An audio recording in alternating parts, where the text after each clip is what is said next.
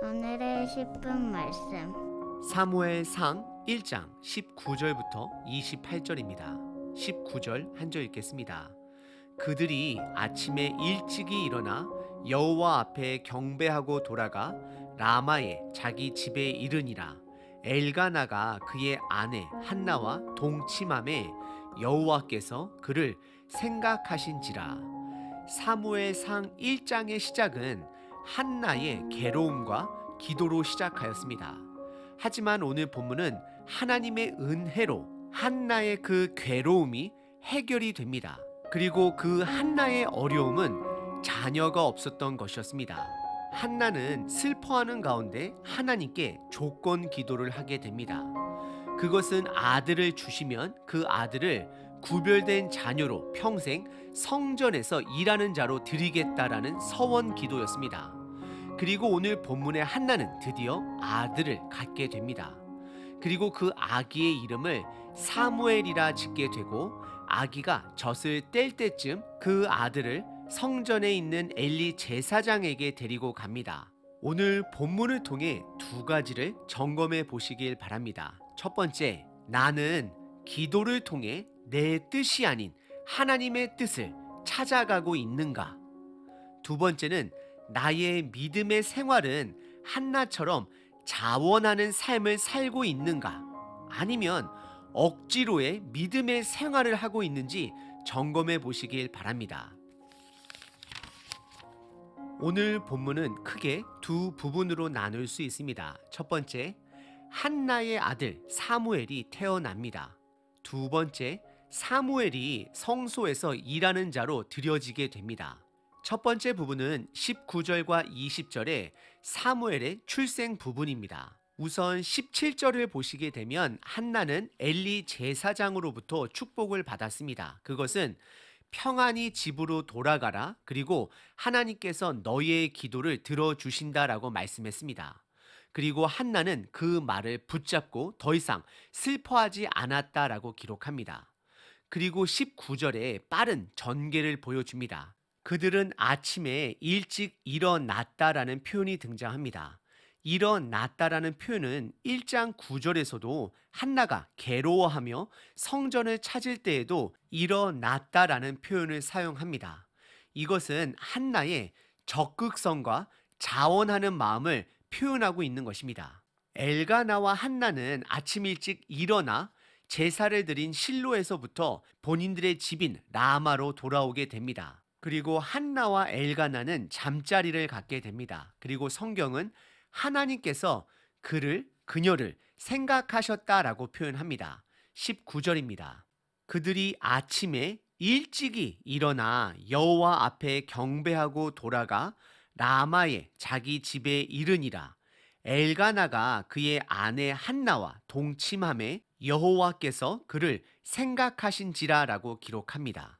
여기 하나님께서 그녀를 생각하셨다라는 표현은 그녀의 간절한 아들 기도를 들어주신 것입니다. 그리고 동시에 불순종으로 가득했던 사사시대 때에 하나님께서 아브라함과의 약속, 그리고 이스라엘과의 약속을 생각하셨음을 또한 말씀하고 있는 것입니다. 하나님은 신실하게 혼자서 그 약속을 지켜나가고 계십니다. 한나의 기도는 개인의 기도 응답뿐만 아니라 하나님의 뜻으로 이어지고 있습니다. 그리고 20절에 아들의 이름을 사무엘이라 짓게 됩니다.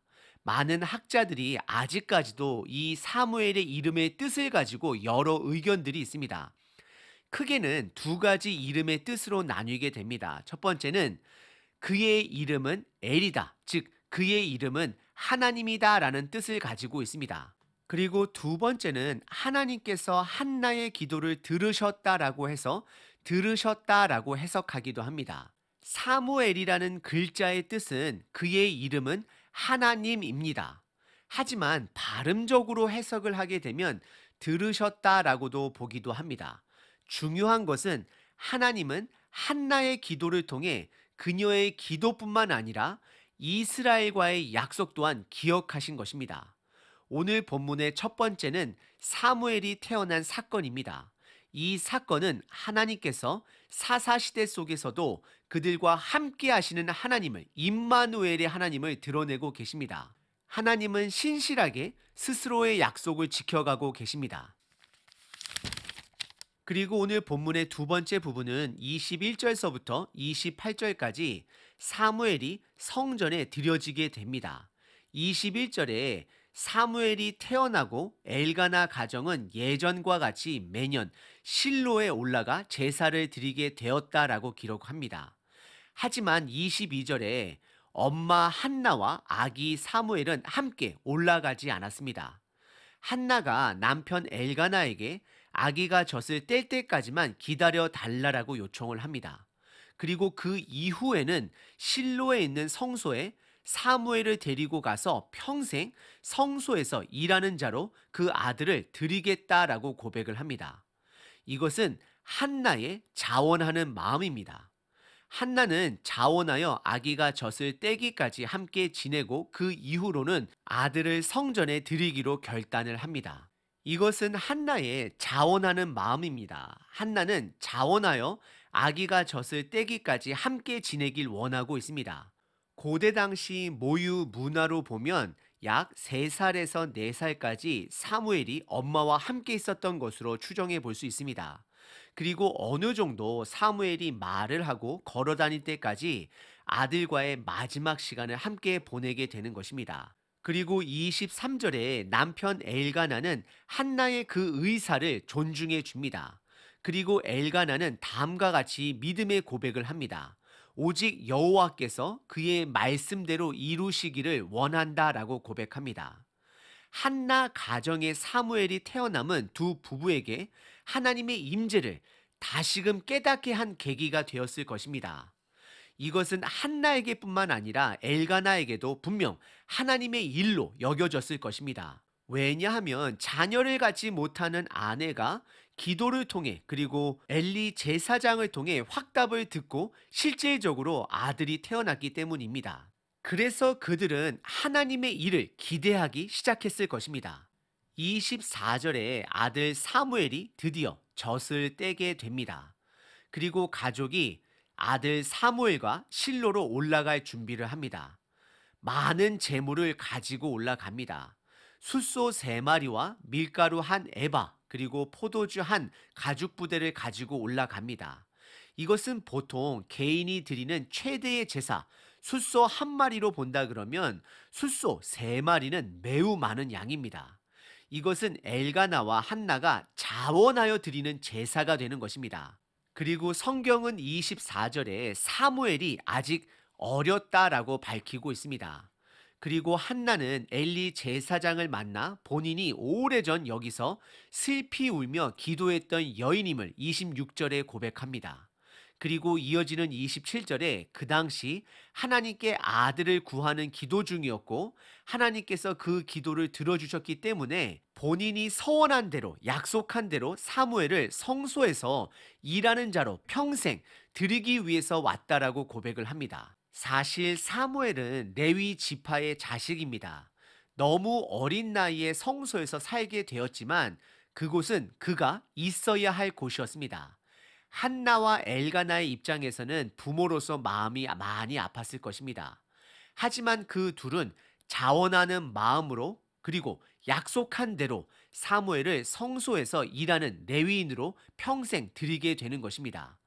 이것은 하나님을 신뢰했기 때문에 가능한 것입니다. 하나님의 은혜로 아들을 가졌고 하나님의 은혜로 인하여 아들 사무엘이 하나님의 뜻에 맞게 살아갈 것을 확신했던 것이었습니다. 그리고 매년 두 부부는 아들을 보러 실로에 제사를 드리러 왔을 것입니다.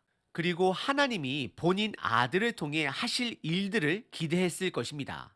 결국 한나의 기도는 개인의 기도로 시작하여서 하나님의 뜻을 찾아가고 있습니다. 오늘 본문의 두 번째 부분은 사무엘이 때가 되자 어린 나이에 성소에서 일꾼으로 평생 드려지는 내용을 담고 있습니다. 오늘 본문은 한나의 개인 기도가 하나님의 마음을 품은 기도로 변해가고 있음을 확인할 수 있습니다. 그리고 한나는 자원하여 그 아들을 하나님께 약속한 대로 드렸습니다. 왜냐하면 그 아들을 가짐으로 하나님께서 일하심을 확신했기 때문입니다. 그러기 때문에 아들을 보낼 수 있었던 것이었습니다. 하나님은 자원하는 자들의 마음을 통해 일하심을 오늘 본문은 가르치고 있습니다. 하나님께서는 사무엘을 통해 큰 그림을 그리고 계십니다. 사무엘을 통해 인간 왕이 아닌 하나님 왕권 통치를 준비하고 계십니다. 하지만 인간들의 죄악스러운 요청으로 이스라엘 백성들은 사울 왕과 다윗 왕을 세우게 됩니다. 하지만 사실 하나님은 자원하여서 이스라엘에게 인간 왕을 주신 적이 없습니다. 단지 이스라엘 백성들의 요청으로 그들에게 인간 왕을 주었을 뿐입니다. 우리에게 인간 왕이 있던 없던 그것은 크게 중요하지 않습니다. 왜냐하면 하나님 한 분만이 우리의 온전한 왕이 되시기 때문입니다. 하나님은 우리의 자원하는 마음을 통해 일하십니다. 그래서 우리의 예배도 헌금도 헌신 생활도 모든 것이 자원하는 마음으로 해야 합니다. 그리고 오늘 본문에 등장한 풍성한 제사 또한 엘가나와 한나의 자원하는 마음이었습니다. 하나님은 자원하는 마음을 받으시고 그들의 마음과 순종을 통해 일하십니다. 한나는 자원하는 마음으로 서원 기도를 드렸습니다. 그리고 자원하는 마음으로 그 약속을 하나님 앞에서 지켰습니다. 우리들의 주일 예배도, 주일 헌금도, 교회 헌신도, 이웃을 향한 사랑도 가장 최고의 것은 우리가 자원해서 할 때입니다. 그럼 하나님께서는 여러분들의 자원하는 마음을 받으시고 결국 우리들의 뜻이 아닌 하나님의 뜻을 드러낼 것입니다. 오늘 하루 자원하는 마음으로 하나님을 위해 하루를 살아내시는 저와 여러분 되시길 바랍니다.